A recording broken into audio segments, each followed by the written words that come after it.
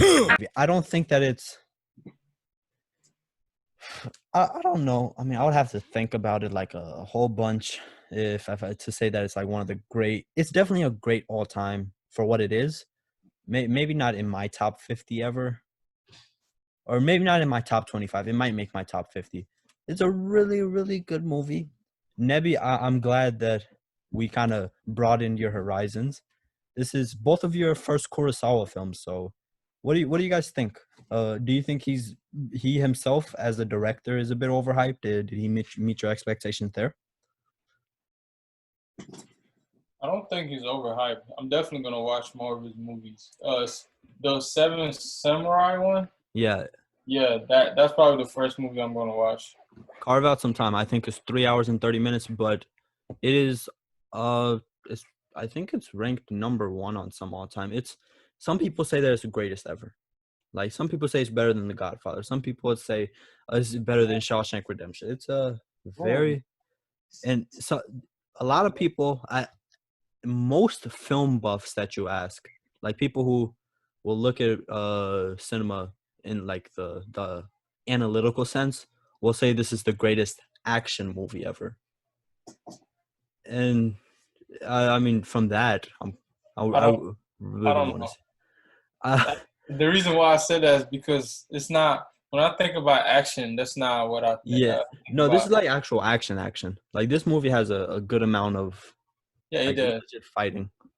Yeah, but if you're gonna talk about like martial arts action type, Hmm. I usually lean toward Jackie Chan movies. Oh yeah, definitely. I don't think anything. Even who do you guys say, Bruce Lee or Jackie Chan? Uh, oof. I don't know about Bruce. I haven't watched enough Bruce Lee. Like I've watched more Jet Li movies than Bruce Lee movies. Okay, I would actually say the same. I don't think I have. It's like when some people ask Prince or Michael Jackson. I just haven't listened to enough Prince to make Yeah. a good decision. But I mean, either way, usually what you see first is what you're gonna like more. And seeing so much of Jackie Chan and loving his stuff so much, I don't think anything can really beat it. Now, for questions and theories, usually I have like a big list ready, maybe like three or four or five, six, seven. I think last week we had about 10. Overall, I don't want to go like specifics because specifics, if we're going that way, I think I would pile up a good amount because there are certainly a whole bunch of things that kind of confuse me throughout this, or maybe not confuse me, but just had me questioning stuff. Overall, this movie is. I wanted to say this in payoff, and I wanted to. That's kind of one of the reasons why I gave it that extra point oh 0.05. This is something that really made me think about humanity. Just made me think about life and how we treat each other. How, and for context, this was 1950, about 5 years after the World War II. Japan was literally questioning where it should be in the world and how it's gonna go on. Obviously, Japan is one of the biggest maybe not superpowers, but biggest countries and the most economically abundant and economically progressive nations that we have. So Mhm. they've definitely came a long way since 1950. And this one, questions and theories. Now, mainly, this is the kind of like the same questions in two different forms. Which one of the stories do you trust the most?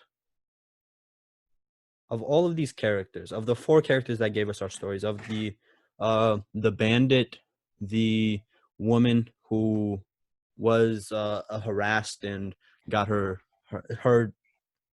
husband died, her husband got killed, and then you have uh the bandit, her husband himself, telling us his version from the death, and then we have the woodworksman who said that he was already there and that he had lied about his original um perspective of it, and that itself makes me kind of question him, because if he lied originally, why wouldn't he lie again? Of those four, who do you guys trust the most?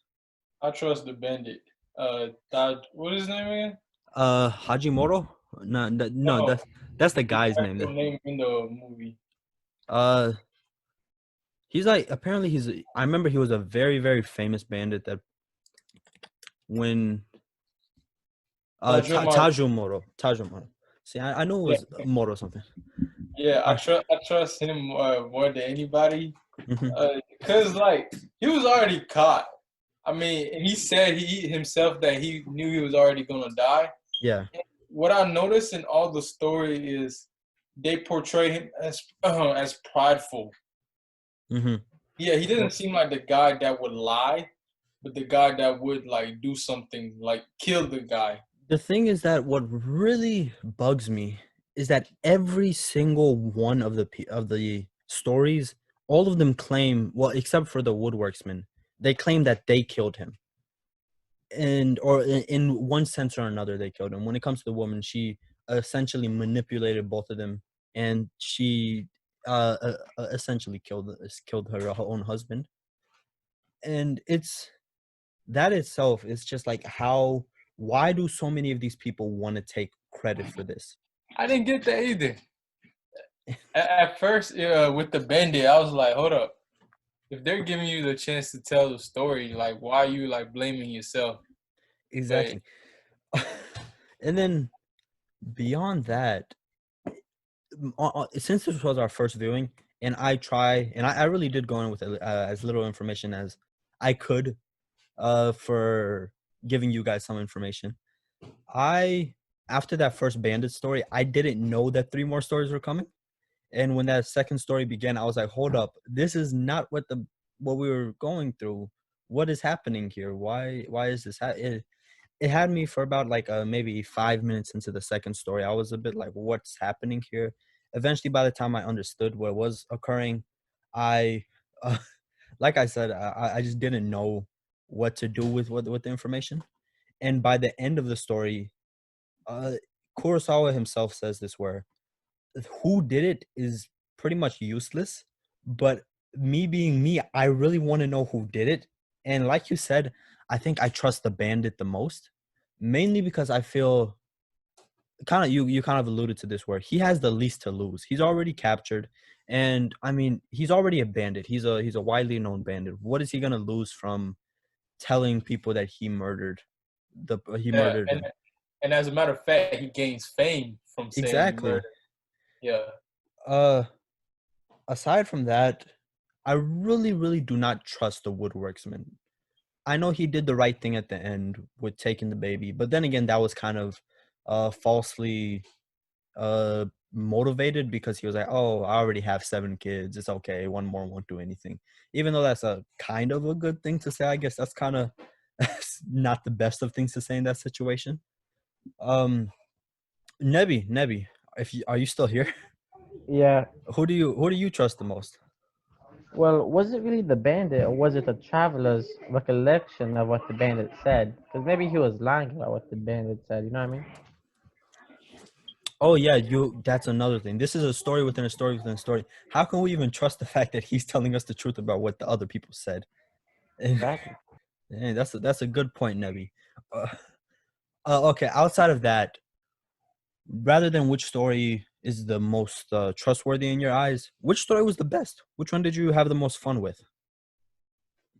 Well, the story I believe most, like, even if it wasn't like if it was all true, I mean, if Hmm. it was all like the actual story, Hmm. I think you guys are right with the bandit. Because even in the beginning, you could see that the husband of the wife, like, he was like protecting. You know what I mean? Hmm. Even in the very beginning, like when or maybe that was actually just a story also. I can't tell. Oh yeah, yeah, I do think Bandit was right. Because he had nothing to lose. He would have just told the right story. Plus, it shows like that everybody was at fault except for like the husband. This is my guess. Well, in a sense, the husband is also at fault. I don't think anybody is not at fault. The husband, I mean, he was kind of gullible. It wasn't this whole thing offset by the fact yeah. that What yeah, go was he ahead, bro. thinking? Yeah. Okay. So now, before we get into the whole best actor, best scene, and best quote, I want to just awards wise, this movie was nominated for best set design, did not win, And then the year after, though, the Oscars, which it tends to do, realized that it messed up, and it gave Rashomon an honorary foreign film award.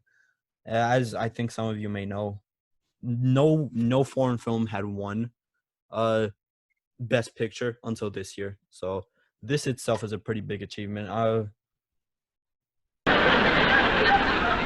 Well, I'm not going to play this because I don't think it's really relevant. But even beyond this, the Oscars is usually just like hated on for not acknowledging foreign films.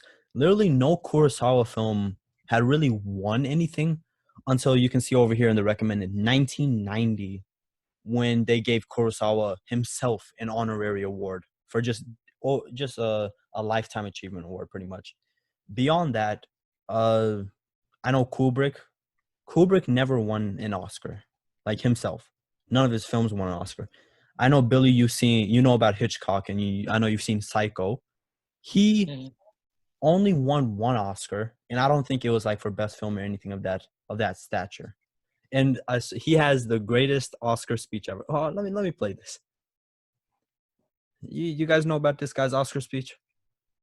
No. Never heard. Yeah. Let's be frank about this next award. It means more to us in the motion picture business. This is his Oscar. Ladies and gentlemen, Can you hear the this? familiar figure of Alfred Hitchcock.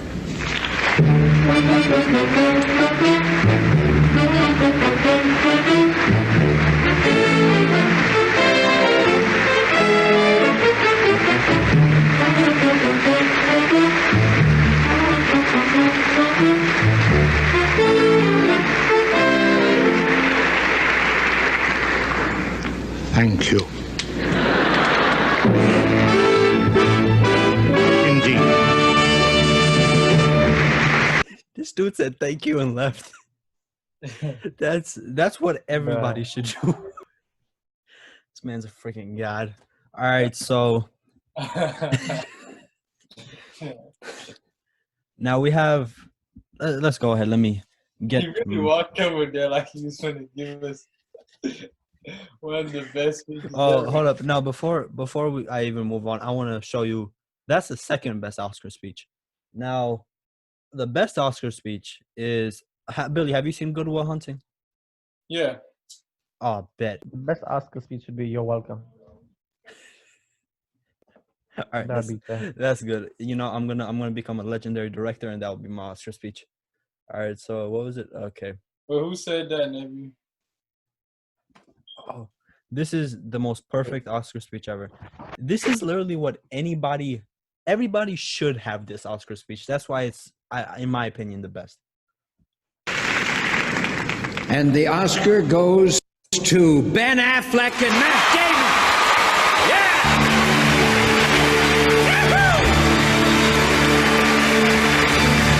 Matt Damon and Ben Affleck are childhood friends. They appeared together in Chasing Amy and Good Will Hunting, for which Damon received a Best Actor nomination. This is their first Academy Award.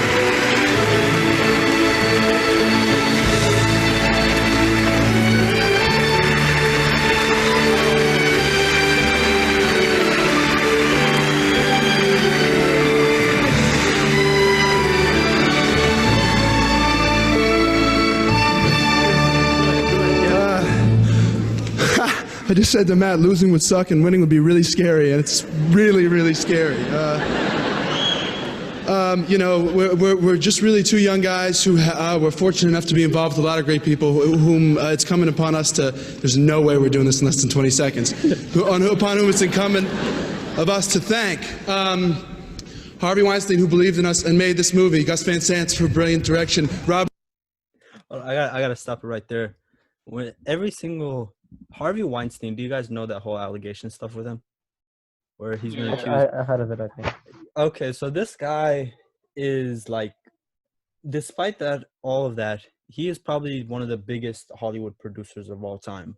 And there are so many Hollywood movies and Hollywood directors and Hollywood people like Matt Damon, Ben Affleck, Quentin Tarantino, even going to just so many people that Harvey Weinstein found and that he like brought to the big screen.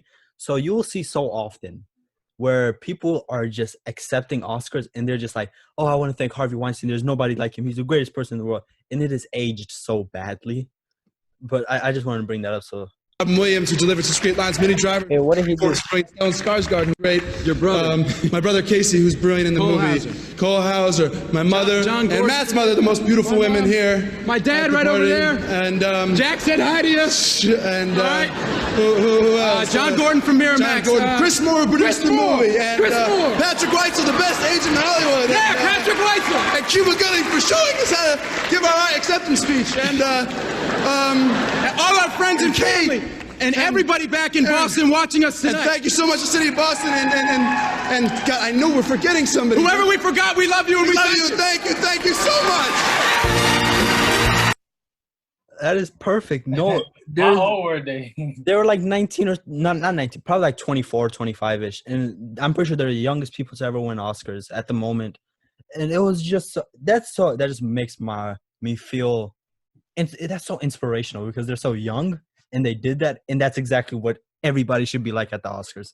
It makes no sense for you to calmly walk up and be like, well, Alfred Hitchcock is a freaking legend. I can't say anything about him. But outside of that, But you can't. imagine if they did that and no one laughed or cheered. Bro, this is that's basic. But I just wanted to. We're kind of segueing into that, but coming back into Best Actor or Actress. I talked about this earlier. There are only essentially 6 main actors, 5 if you leave out the baby, and I think all of them deserve a nomination. But also, I think all of them are nominated. And if you think otherwise, go ahead, speak out. And I'm gonna go ahead and say that Toshiro Mifune for Tajumoro, despite the overacting, despite all this, I already said it. This is one of my favorite characters ever, and he deserves the Best Acting award for me. I agree. Wait, which actor? The Bandit. Bennett, Tajumaro. The Bandit. Yeah. The best actor in the whole thing? Definitely. Yeah. Yeah. Man. Who else? I disagree. Who do you think should win? I think the person who should have. That's a good question. Dang, I wasn't. All I know is that he shouldn't win it. I think it's All right. yeah. Once again, you have to think about it. He said, going back to what Altman said, it is overacting, but first you have to think of it in context to culturally. We don't really know 100% like what the context is. And outside of that, we said it, man. This is essential. This is funny. This is hilarious. This is at times like weirdly intense. But I mean, that laugh itself wins. I don't think that if you just take the laugh into account and you like exclude everything else, he's the best actor. That's it. It's over with. Actually, I think it was the samurai. Remember his stare? That was a. Oh yeah, a good that was good, but I don't know. Outside of that, he wasn't too memorable. But he also had to act like different characters. You know, at first he was like a noble person, and then he wanted to like leave her. You know what I mean? All right, so and also I feel like who is this Noriko Honma, who played the woman that was possessed by the spirit of the samurai who was dead. Once again, I feel like she is overacting, but it's pretty good acting. And I don't know, it made me feel kind of weird, and I was kind of confused half the time, but it was fairly good. But I think that he wins the Bandit for me, and this is one. I don't want to say that only one person necessarily is right, and that's why each of us get to pick our own. And I'm not going to say just because me and Billy picked one and Nebi only picked the other that person wins. All 3 of us picked individually. If you guys think otherwise, go ahead, comment down below. Who do you think is the best actor? Now for the best scene, I have not three. Okay, I have 3 separate categories, kind of, I guess. One of them, and I think this is just me on the island again, I gotta say the discovery of the body was a really good scene overall, cinematically. The ending, when they find the baby, all the way up until the point where the woodworksman takes the baby with him and leaves. And then there are 2 fight scenes that I want to nominate. One of them is from Tajimoro's perspective, the bandit's perspective, that fight scene. Both of these fight scenes are between Tajimoro and the samurai, and then the other one is from the workman's point of view. That was like that final fight between them two, or the final version of the fight, and I think that was the most that was the best one. That was like the actual fight. And of those four, and if you have any ones that I'm missing, go ahead and nominate them. I'm 100% sure that I didn't get every single great scene in here. I just came up with the first four that popped into my mind. I'll go ahead and let Nebi start. If you have any more, nominate it. Tell me why you choose it, and go ahead and pick if you want. Nebi, which one of these do you think is the best scene of the movie?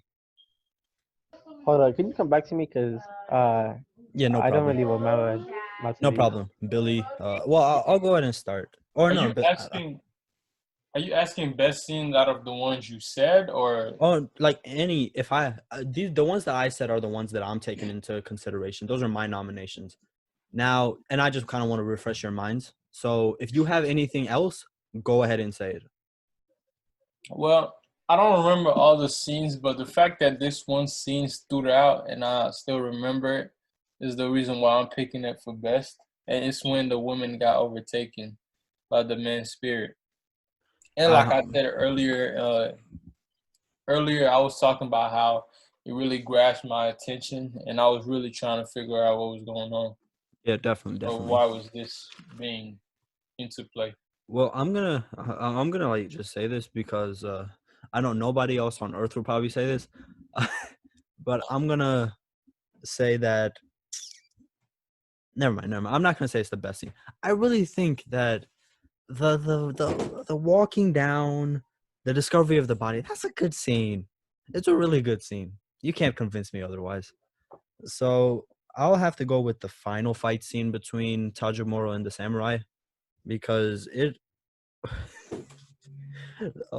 it's kind of comedic when they're the way that they do fight.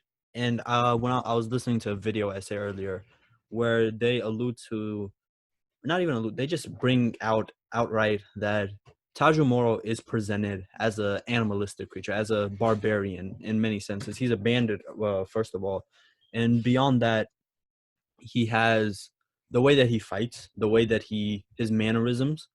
It just makes him seem like, I think, a tiger is what they said, and it makes him predatorial. The way that the camera frames him, where if you remember that when, not the discovery of the body, when he discovers the girl, he's like in the bushes, they're all in the forest, so he's just praying up, watching them walk across. It's, in that sense, I feel like that's also why I think he's the best actor, because he embodies that so perfectly. But for best scene, once again, just like the way that he acts, the way that it's choreographed, I think the final fight scene is the best one. Nebi? My favorite scene in the movie, I was thinking about it this whole time. Undoubtedly, it was when what's his name, the bandit, Mhm. when they introduced him into the court, Mhm. and he was just laughing, going crazy, talking about like talking to like the capturer. That's my Alright. favorite scene in the That's a movie. good one. That's a good one. Who caught him? Oh, was it who is it? What? Hey, do you guys remember the scene where there was just that one dude with a whole bunch of arrows in his back? Yeah. Was that the bandit? Yeah, that was the That's bandit. that okay. That's what I was thinking. I don't know why he had the arrows in his back, and pretty much anything that happened, but They caught him. I think like he was. I don't know if he was stealing because something the from him or priest, something. the priest is the one that found him. So No. It wasn't the feast. It was like some. Wait, what? no, it was the No, no. priest. It was the priest that found him. But I thought it was like this random dude who was like into money. Like he wanted the money. No, it was the priest. It was the priest, because I remember the priest was on the stand talking and telling us how he found the guy, and that's the whole reason why he's even there, because he found them. Yeah. Why else would he do that? And that itself kind of makes me question the validity of all the other stories. Maybe that's a whole separate occurrence, because he is a bandit and he maybe got into more mischief and that happened. But that itself, that's crazy. All right, so for best quote, I already said that this is a much more profound segment, because Oh, the 3 quotes that I have, and if you guys like had one that, or 4 quotes, if you had one that really stood out, go ahead and say it. Or if I don't know if you remember it. The first one that really like stood out to me was "It's human to lie." The next one is, "I even heard that the demon living here in Rashomon fled in fear of the ferocity of men." And then this is not direct, but when the bandit, when it was like that love triangle, that 3-way standoff, they claim that men lie and women deceive, which is a very interesting play on the words lying and deceiving, because those are 2 very similar things, but they use it in a way that differentiates them. And then you have, "If we don't," this is from the priest, "if we don't trust each other, the world might as well be hell," when in fact literally nobody in this film trusts anybody else. So of those 4, once again, "It's human to lie. That's I easy. even heard that the demon living here in Rashomon fled in fear of the ferocity of men. Men lie and women deceive. And if we don't trust each other, the world might as well be hell." Which one of those 4 do you think is in this one, I think it's just like the most profound. Which one speaks to you the most? Shoot, those are all really good ones actually. Billy, you are Billy, you're muted. you.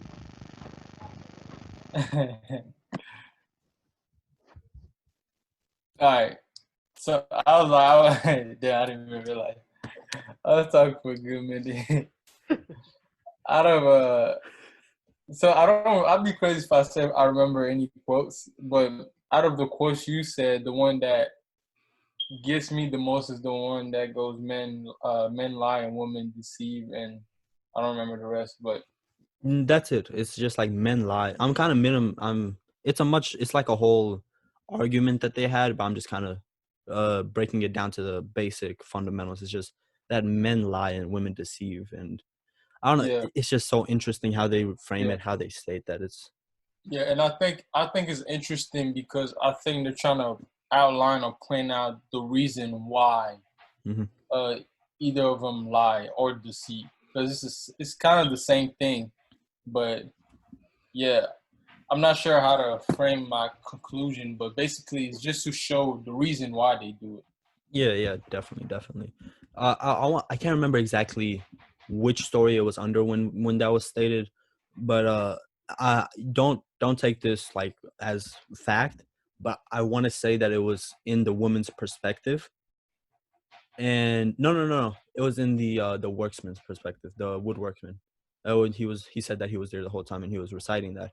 And I don't think that the perspective, if it was from the woman's perspective, it would have been much more intriguing. But being from his perspective, still, it's, I don't know. I can't state if it's not true, then that just reveals so much about his character. But if it is true, then no matter what, it reveals a lot about humanity in that sense. Nebi, go ahead before I say mine, because I'm not sure which one I'm going with yet. I gotta think. Yeah, I'm gonna say undoubtedly. At first I had no idea which one I was gonna choose, but after thinking, I'm gonna have to go with the last one, which was well, can you repeat it? It If was we like don't trust each other, the world might as well be hell. yeah, that one, because I feel like that one just embodies what the theme of this movie is, because it opens off and like everybody, there's like war, I guess, there's conflict, and they were talking about how like people are dying, like it's just like, it's like what's the surprise, you know what I mean? And I guess the reason is like because like you can't know what's true, there's no trust. So I just feel like that one encapsulates the meaning of this whole movie, to be honest. Definitely. Now, I feel They like live in like they live in like that kind of environment, you know what I mean? All right, yeah, go ahead. definitely.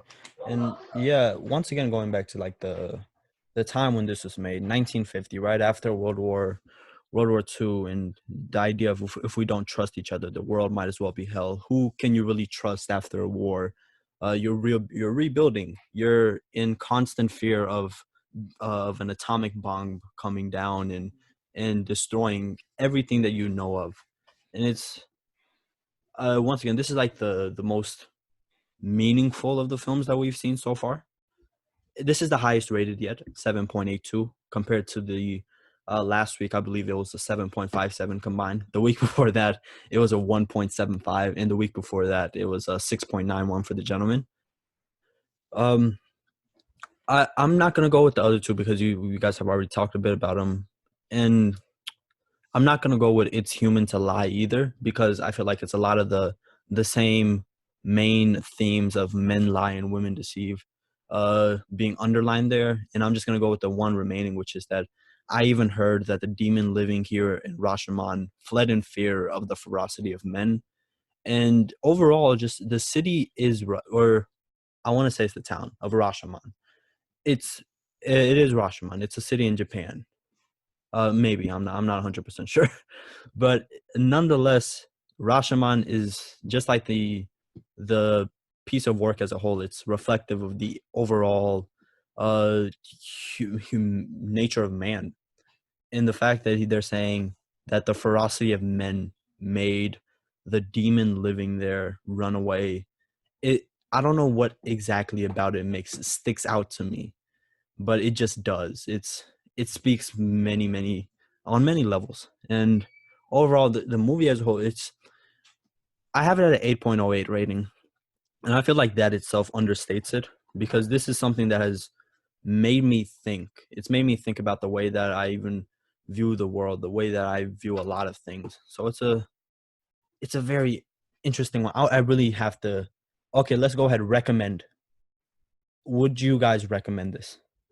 And I think this is like a really touchy, not even touchy, but like it's a really hard one to cover because I think there are a lot of people in today's world that wouldn't like this. I feel like we have friends that wouldn't like this, but it isn't bad. It's just it's made for a specific type of taste. No, I would definitely recommend this movie. I don't know which one of the boys wouldn't want to watch this movie, but I guess like other people, just like who are like not used to this kind of style and would be disencouraged to watch a black and white movie. But I Okay. would definitely recommend this movie. Yeah, I would definitely recommend. I just feel like there's somebody out there that wouldn't really want to, that would get bored by this because it is, like I said when we talked about the engagement, it isn't long, but it feels long. And that's because it packs so much content into such a small amount of time, and it's kind of heavy at times when it's a very rich script. It has some dialogue that is very on many different levels. Billy, I Yeah. I recommend. Yeah, that is weird. So I'm leaning kind of towards Nebby. It would be kind of depending on who like I'm talking to, because Mhm, most of the people around me, I would not recommend this to because I know they would not actually sit down and watch a black and white movie. mhm. And but if I meet somebody that says, "Oh, they like movies," yeah, definitely, Yeah, I recommend. this is essential viewing for. I wouldn't even say just for film buffs. I feel like it's essential viewing overall. It's Yeah, yeah, it's a very essential film. You have to see this. It's something that goes beyond the medium that it is in. Now, rewatchability. Do you guys think this has a rewatchability factor? for me, yeah, definitely. Nebi? Yeah, I think you're right. The fact that I was gonna watch it like the same day or the day after, I To, just watched it. I think I can very much say it's rewatchable. yeah, to be truthful, I'm probably gonna watch it again over the next week, especially since I got a free trial for HBO Max for this. I'm definitely gonna watch it over the next week at least one more time. Just probably watch it on a big screen this time because it is. I don't like the fact that I watched it on a computer, and I want to watch it on a big screen and just to see the visuals more clearly, just to see the directing style more vividly. Now, Yeah, go ahead, but Billy. just a second ago, you were talking about how it taught you about thinking about life, Hmm. and yeah, I think after hearing that, I think you would like anime or a lot of Japanese Yeah, entertainment. exactly. That's exactly what they're all about, teaching you about some life, like like Naruto. Let me remember, what was it? Uh, I mean, I don't. Friendship All right, or I don't. something like that. Nah, that's too No, that's no. He had a bunch of listen, stuff, I definitely but like think that I would like anime. I just, I just haven't like convinced myself because I know a lot of them have a whole bunch of episodes. What is our Naruto like 600, and then what is it for One Piece has like 1,500, and So it's just like it's Naruto, kind of intensive. Yeah, go ahead, yeah, Billy. Naruto, he has like when he's younger, 200 episodes, and Uh-huh. then the main one, when he's like a teenager, Mhm. that's the one everybody likes is 500. So overall, I mean, you have to watch. If you watch one, you have to watch the other. So I'm pretty sure. 700. I think I've seen a few episodes of it, or a few. Are they called episodes? Yeah. Okay, yeah, I think I've seen a few episodes just back when I was a kid. Haven't seen it in a while, but I know I've definitely seen Yu-Gi-Oh. I don't think that's like Oh, you've seen anime Yu-Gi-Oh. necessarily. I've definitely seen like maybe like 30 episodes of Yu-Gi-Oh. But Dang. Yeah, I'm like, I'll tell you you, know the best movie you've seen, Naruto is 100 times better than all the movies you've seen. It's better than movies. The movie genre. Okay. all right. I don't know. They have some plot holes and flaws, like that makes it like Yeah. not as good as it could be. Okay. But Yeah. if Go you're gonna ahead, Billy. start watching a One Piece, I tell you get ready. Do not start it if you're not ready, because you're gonna stop watching it. Yeah, I'm not ready.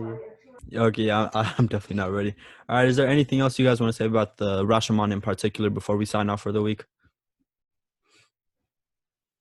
It was really well thought out. Billy.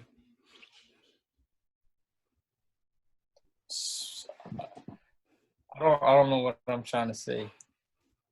It's not as bad as people would think. Meaning, do not look at black and white. Like, look at the content of the film and you like it. Yeah, That's all I gotta definitely. say. Yeah, it's go watch it.